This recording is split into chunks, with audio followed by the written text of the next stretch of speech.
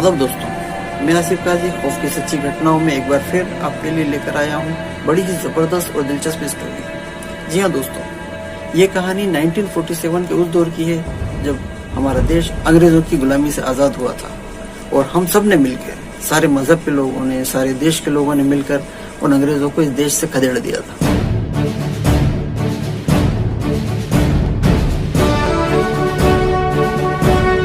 लेकिन जानते हैं दोस्तों, अंग्रेज तो चले गए लेकिन अपनी जहरीली सोच नहीं छोड़ गए। और वो सोच थी फूट डालो और राज करो। और उसी का अंजाम था कि हमारा देश दो टुकड़ों में विभाजित हो गया, एक हिंदुस्तान बन गया और एक पाकिस्तान। और उसी जहरीली सोच का फायदा उठाकर हमारे नेता आज भी हमारे बीच फूट डालते हैं और राज करते हैं और करते रहेंगे, क्योंकि हम कभी नहीं बदले। हम 1947 में भी ऐसे ही थे, उसके बाद भी ऐसे ही थे और आगे भी ऐसे ही रहेंगे। दोस्तों, सारी बातें छोड़कर मैं एक बार फिर अपनी कहानी की शुरुआत पर आता हूँ। दोस्तों, 1947 का वो जमाना जब भारत और पाकिस्तान अलग अलग हुए थे, तो पूरे देश में एक भयानक अफरा तफरी का माहौल मचा हुआ था। लोग हिंदुस्तान से पाकिस्तान जा रहे थे, पाकिस्तान से हिंदुस्तान आ रहे थे। कई परिवार उजड़ गए। हर भारतीय का परिवार टूट चुका था, घर उजड़ चुके थे, हजारों लोग मर चुके थे। उस वक्त मेरे दादा मोहम्मद याकूब काजी साहब मध्य प्रदेश के इंदौर शहर के बिश्तीपुरा मोहल्ले में रहते थे। अच्छा खासा कारोबार था, पुश्तैनी मकान था। सब कुछ छोड़कर दादा परिवार को लेकर वहां से निकल पड़े। इस परिवार में दादा के साथ दादी अजमतुन्निसा, बड़ा बेटा इस्माइल, उनसे छोटी बेटी बानो और सबसे छोटे बेटे अयूब काजी यानी हमारे वालिद साथ में थे, जो उस वक्त सिर्फ 5 साल के थे। भगदड़ के शिकार लोगों को सरकार ने औरंगाबाद के एक बड़े से मैदान में कैंप लगवाकर रुकवा दिया था। वहीं एक कैंप में हमारे दादा का परिवार भी रह रहा था। दिन पे दिन दादा की जेब खाली होती गई।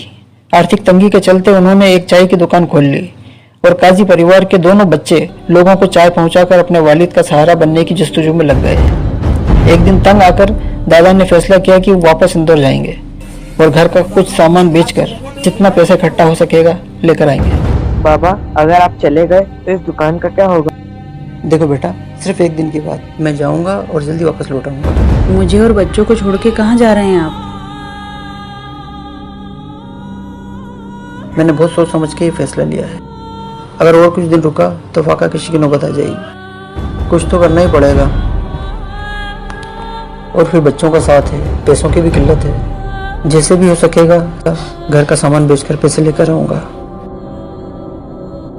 और बेटा, तुम माँ को सताना नहीं। हाँ हाँ बेटा।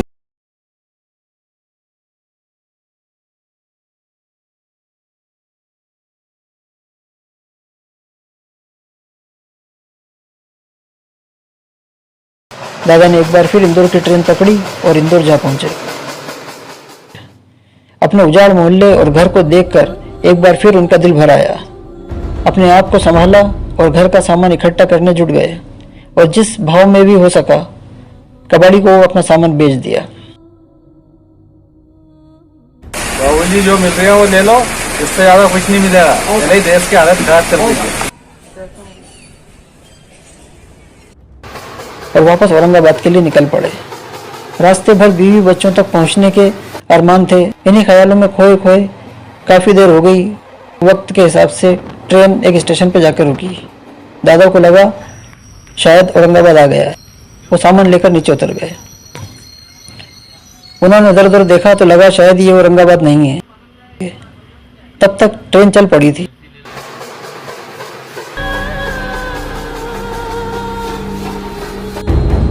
प्लेटफॉर्म पूरी तरह सूना था। वहां सिर्फ एक चाय की दुकान उन्हें नजर आई।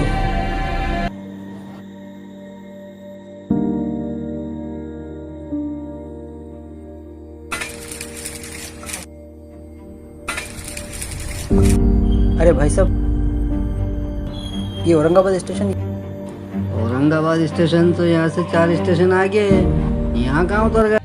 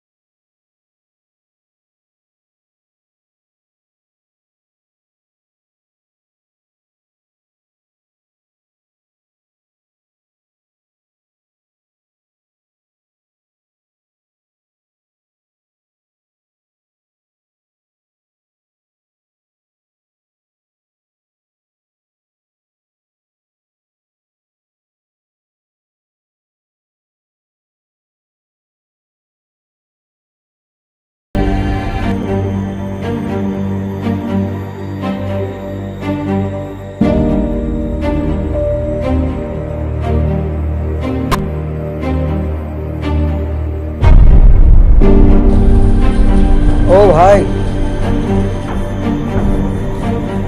यहाँ कोई बस्ती वस्ती है क्या?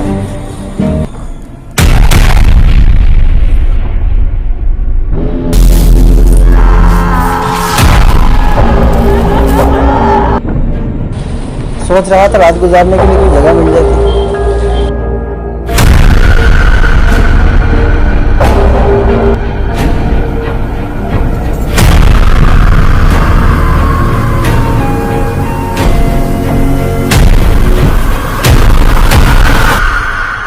हस्ती की क्या जरूरत है तुझे जब इतनी बड़ी हस्ती तेरे साथ है।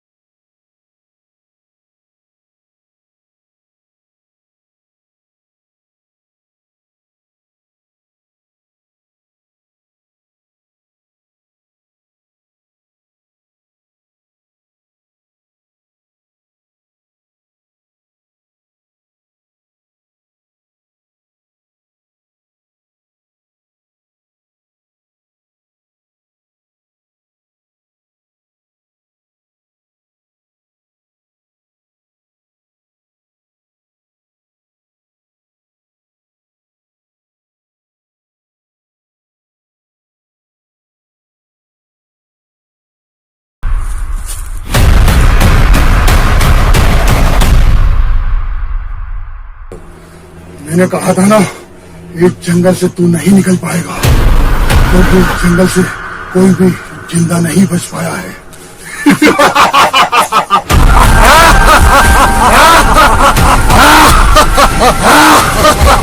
इस जंगल से कोई बच्चे नहीं जा सकता। मेरी बात मान, फेंक दे ये किताबें, कहीं तुझे पनाह नहीं मिलेगी।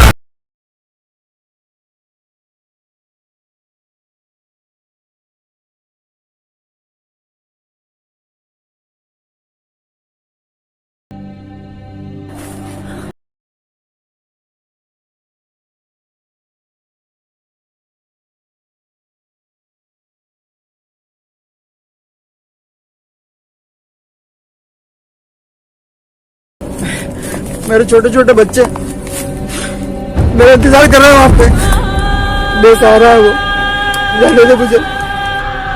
मेरे भी बच्चे इंतजार कर रहे थे, मुझे भी काट के यहीं फेंक दिया गया था।